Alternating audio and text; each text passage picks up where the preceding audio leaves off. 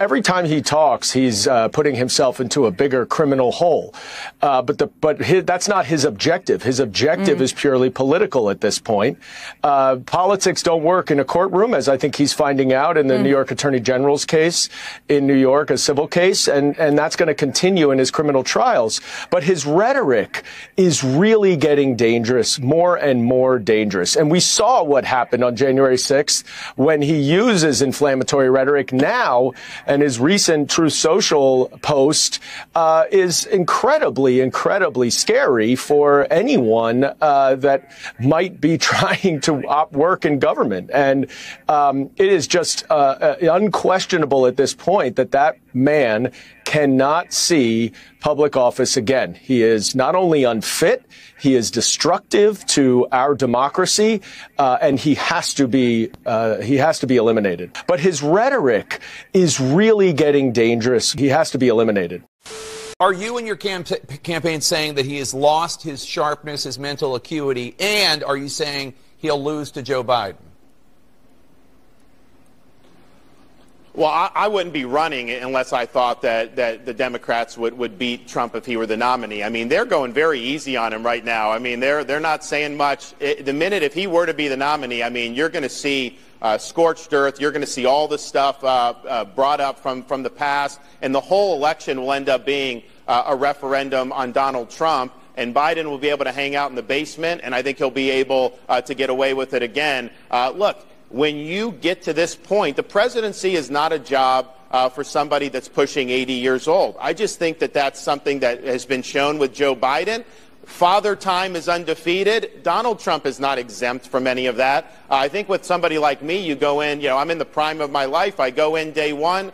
I'll serve 2 terms, deliver big results, and get the country moving again. That's what Republican voters want to see. I mean, they're going very easy on him right now. Proceedings underway today in one of several cases to prevent Donald Trump from running for president again. On March 17th, Hunter accidentally admits that it was his laptop from hell. The president's son today filed a countersuit against the Delaware computer repair shop owner who said that Hunter dropped off his laptop and never came back to claim it. Let's remember, of course, that Hunter would never fully acknowledge whether that laptop actually belonged to him. Here's Hunter Biden in 2021. There could be a laptop out there that was stolen from me. There could be that I was hacked. It could be that it was Russian intelligence. It could be that it was stolen from me.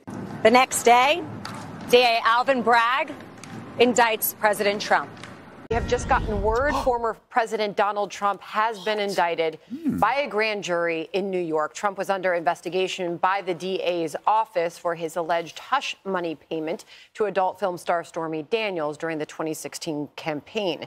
June 8th, an FBI document is released showing that the Ukrainians paid the Biden crime family millions and millions of dollars. It was late last night that FBI Director Christopher Wray, well, he had a change of heart. It is now allowing all House Oversight Committee members to review a critical document containing unverified bribery allegations against then Vice President Joe Biden.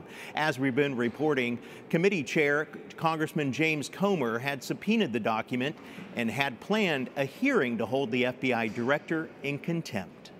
The next day, the Mar-a-Lago raid and the Mar-a-Lago indictment.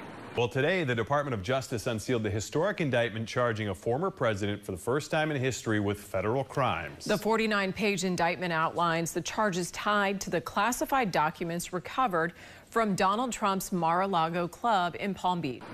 Last week, Hunter Biden's sweetheart plea deal fell through when the judge realized it had blanket immunity. Okay, so we've just concluded about 3 hours in the courthouse behind me, and the judge has said that for now she is not going to accept the plea agreement for the president's son. She is deferring it. She needs more information about the misdemeanor tax charges and the agreement on the tax charges, as well as this diversion program for a felony gun charge.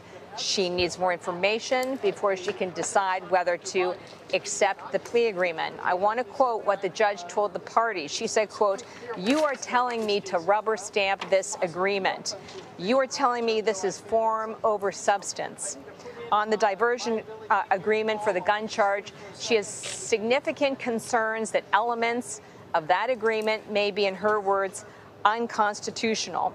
The following day, a superseding indictment against Donald Trump. Just as former President Donald Trump was bracing for a new indictment related to his efforts to overthrow the 2020 election, new charges today concerning the classified documents he took from the White House. Special counsel Jack Smith said today in court documents that Trump tried to delete a server that contained surveillance video Smith's office had subpoenaed. July 31st, Devin Archer goes to testify in front of the House. That was only after they failed to put him in jail prior to the fact. Hunter Biden's former business associate testified before the House Oversight Committee on Capitol Hill. Republicans are now raising questions about whether President Joe Biden's son involved his father, the president, in his business dealings.